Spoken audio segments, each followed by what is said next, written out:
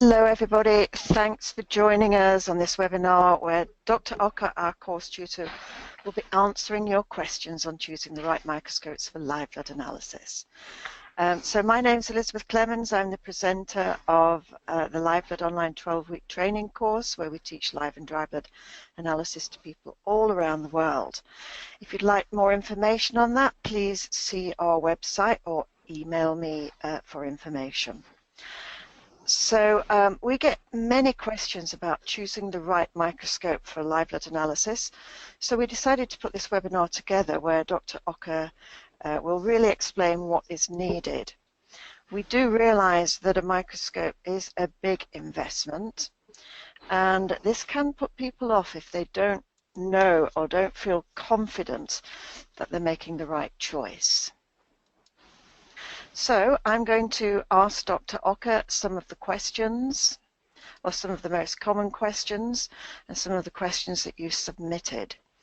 You can submit questions throughout the webinar. What you need to do is locate the questions box in your panel. There should be a panel there, and there is should be an icon with I think it's a hand.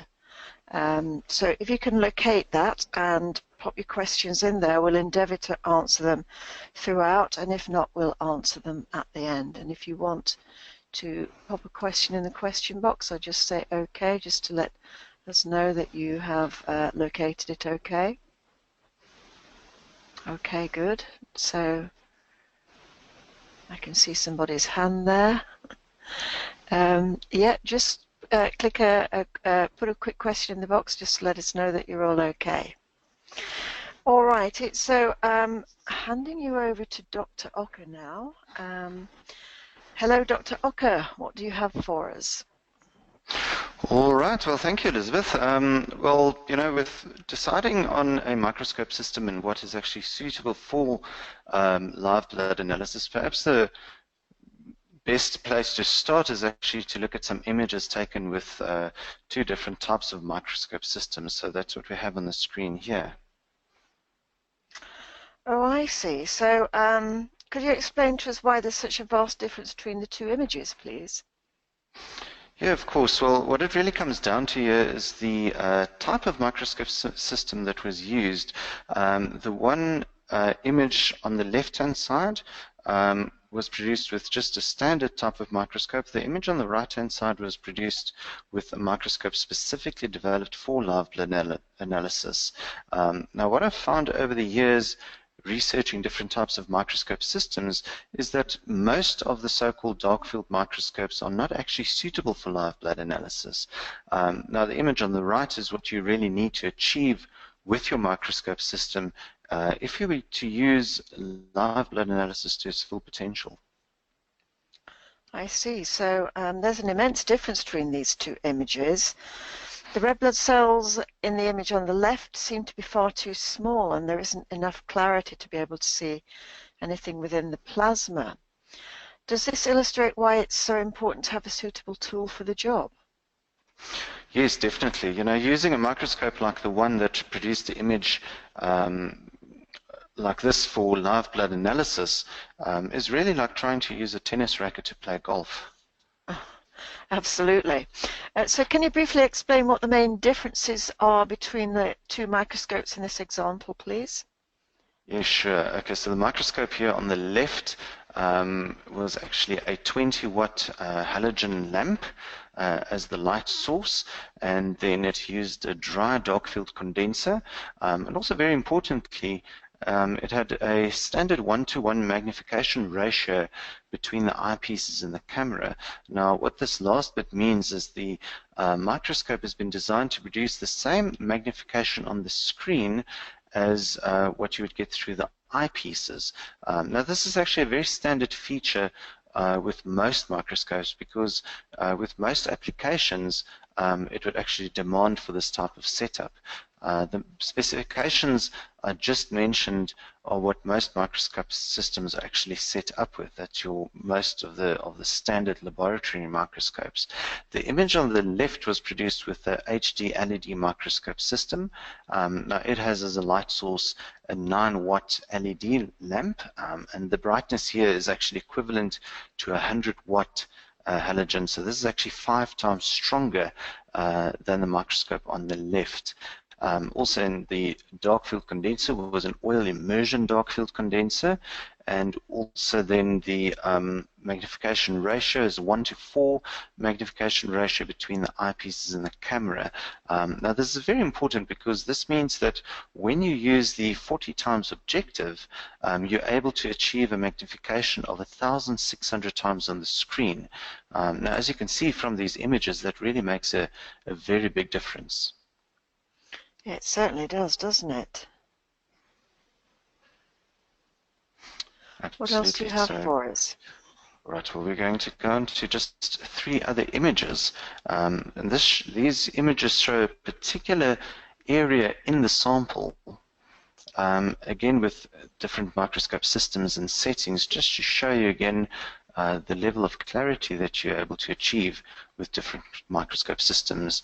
And just to clarify that the images that we're seeing here have been scaled down just to make them smaller so we can fit them on the slide here, but the edges of the images is actually what you will really get on your screen. And you can see the difference in magnification there very, very clearly. All right, so the arrow is... Sorry, what's the difference in the microscopes between these 3 images?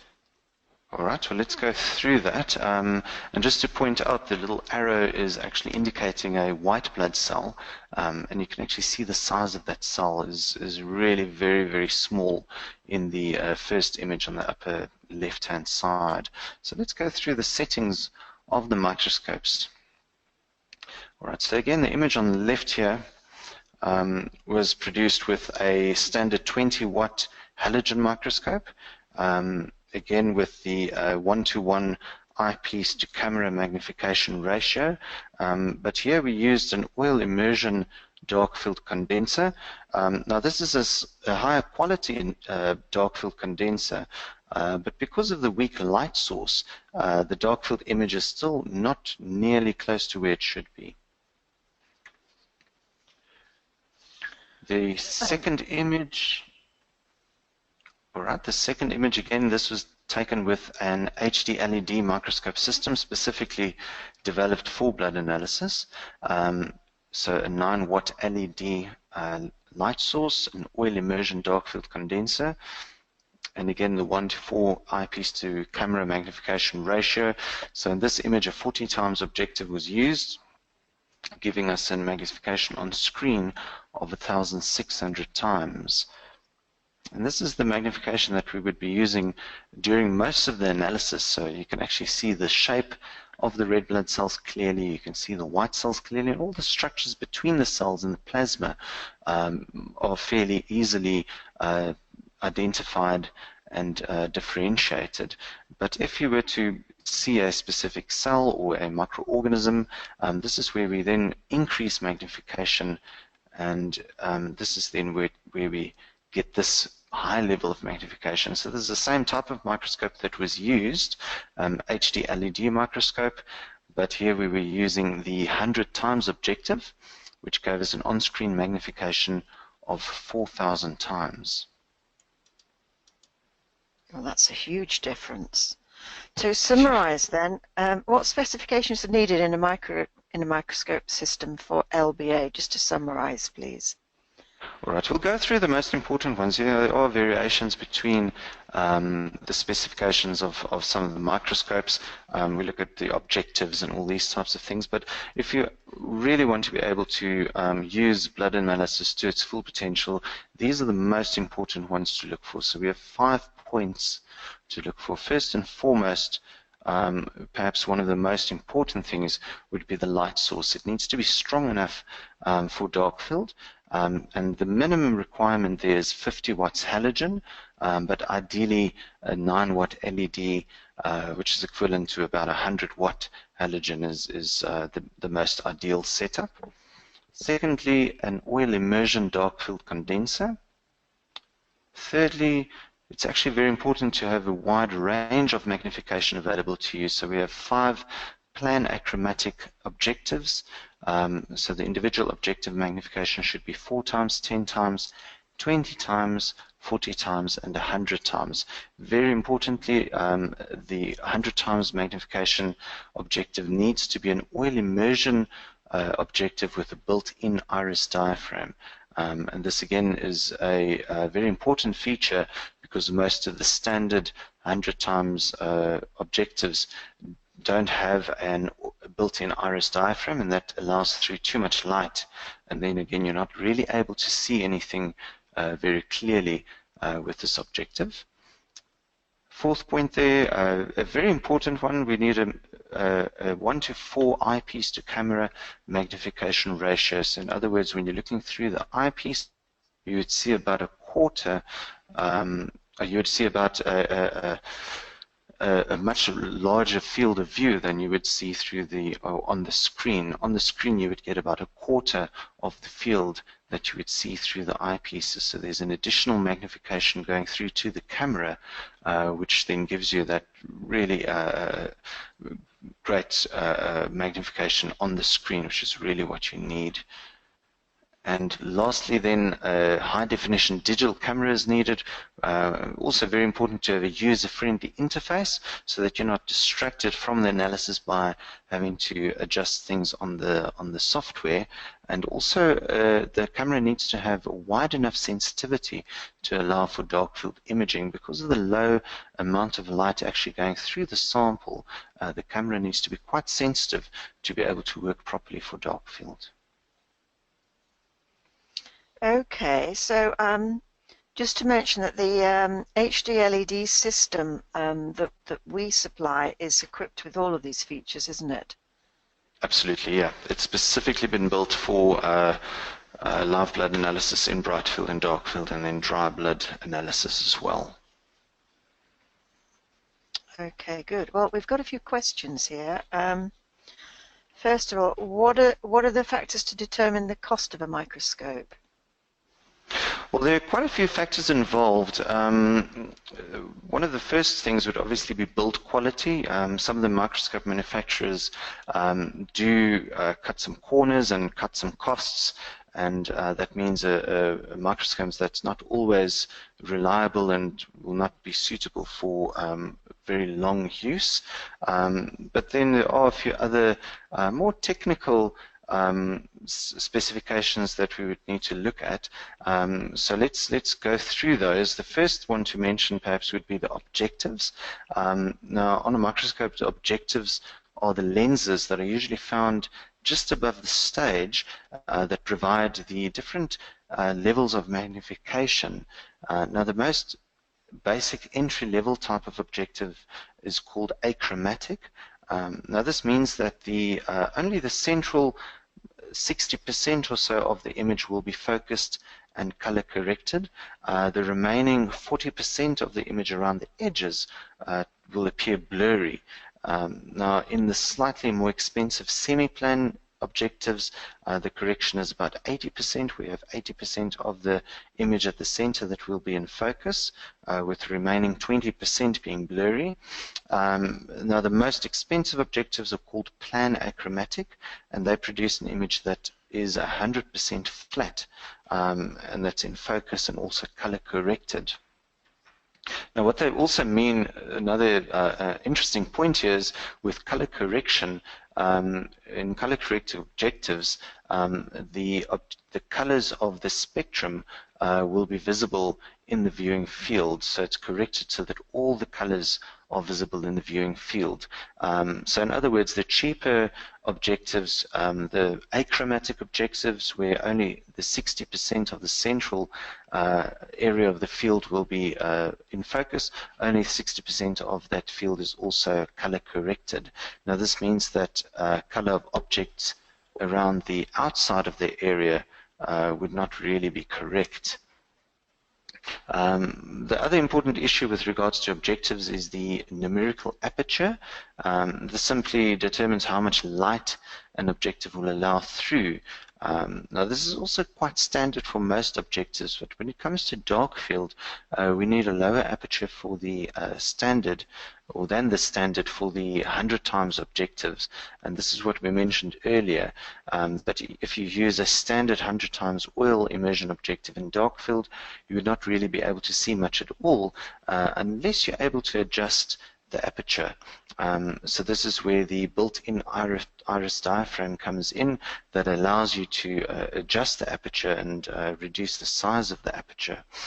Without this feature, 100 times objective is actually of very little use in live blood analysis. So does that answer the second question, which is why are cheaper microscopes not suitable? Yeah, I think it goes to answer some of that. You know, most of your cheaper microscopes are really built for the demand that is out there, and the sort of standard demand for a laboratory microscope is really the sort of standard setup that one that is really easily available, and that's the 20-watt type of microscope. That doesn't really have high quality lenses and doesn't really have the wide magnification range that we need for blood analysis. So supply and demand does play a role there. You know, the type of microscope required for blood analysis is not really a very big market for that, and we actually have our manufacturers specifically build these microscopes to our specifications. Okay, because we get a lot of attendees that go out and see if they can find a cheaper microscope deal, and they do actually get told by the suppliers that these microscopes are suitable for dark field. So, I mean, are they intentionally deceiving people, or? No, I don't think they are. You know, I think they're just not really involved in the field of blood analysis, and they perhaps don't know what is really required to be able to analyze blood samples, live blood samples, properly in dark field. These so-called dark field microscopes might work for other types of samples and other applications. But when it comes to analyzing live blood, we really need a very high degree of brightness and contrast in the sample to be able to see everything that you really need to see in the sample very clearly. Most of the anomalies in dark field that we really need to pay attention to are actually very fine and very small, much smaller and finer than the red blood cells and other structures in the blood. So they're not really easily visible unless you have a really good quality blood analysis system. Okay, and that answers the next question, which is what's the reason for the higher price tag on live blood analysis microscopes? Absolutely, yeah. Yeah. Now, how important a role does dark field play in live blood analysis? Well, it really is a very important feature. You know, dark field analysis is something that plays a central role to the analysis that one does in live blood. There are actually some anomalies that can only be seen in dark field. There are some anomalies that can only be seen in bright field as well. But it really is very important to be able to do dark field, because many of the anomalies that you're able to only see with dark field often would determine the direction one would take in terms of treatment with a case. So usually we would start with a live blood sample and spend a few minutes in bright field just going over the sort of main features in the sample. And you know, once we've perhaps looked at the sample for about 10 minutes, we'd go over to dark field. And that's where things really get interesting, and we go through the deeper signs in the sample then. And as I said, you know, what you see in the blood often here in dark field would determine the treatment that you would take with the case. Is it true that some anomalies can only be seen in dark field? Yeah, absolutely. There are quite a few anomalies that are really only visible exclusively in dark field, and they only become visible in bright field when they're at a really extremely high degree of development. You know, so when things have really progressed far past the point where you want to be able to detect them at. Thank you. And can you tell us about cameras and what to look for, please? All right, sure. Well, very important, as I mentioned earlier, not all cameras are suitable for blood analysis. It's very important that the camera has a wide sensitivity to be able to accommodate and handle the low light conditions that we have in dark field. Otherwise, you won't really be able to see very clearly in dark field on your screen. Another feature that's very important is the frame rate. So if you especially start looking at digital cameras, USB digital cameras, they would often have a very high resolution, but usually you would sacrifice your frame rate the higher the resolution becomes. So often we would find cameras that claim to have a 15 megapixel resolution, but the frame rate would be around 2.5 frames per second. For live blood, when we're actually looking at a live video feed from the camera on the screen, you actually need a frame rate of about 25 frames per second or more.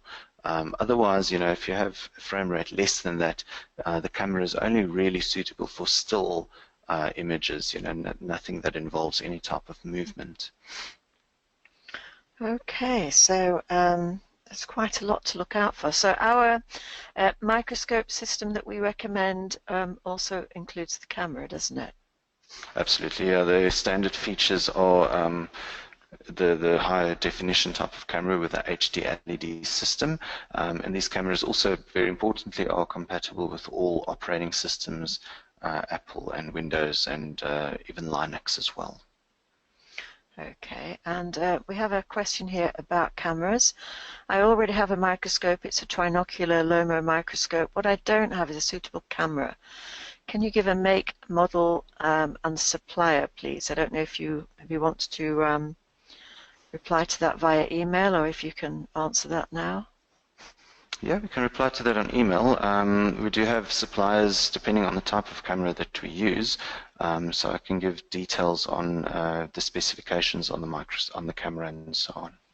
Okay, so if you could email that question into us, please, and we'll answer it for you. So any more questions? Please put them in the box if you have any more questions.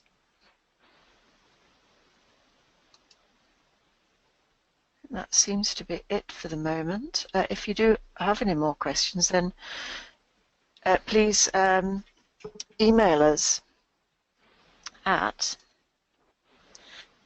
info@livebloodonline.com. So thank you very much for joining us. We hope that's been useful to you. Please let us know if you would like to know more or want any more information or any help in choosing the right microscope. All of our microscopes are available at www.livebloodonline.com, so go and have a look there and let us know if you would like to know more about our 12-week training course. Our next course begins on the 27th of September. So anything to add to that, Dr. Ocker? Well, just that we are available for any type of questions, so if anyone wants to discuss different types of systems, if they found a different microscope and would like to know whether it is compatible, we're available for any advice. Okay, well, thank you very much for that, and thank you very much for joining us. So it's goodbye from me and a goodbye from Dr. Ocker.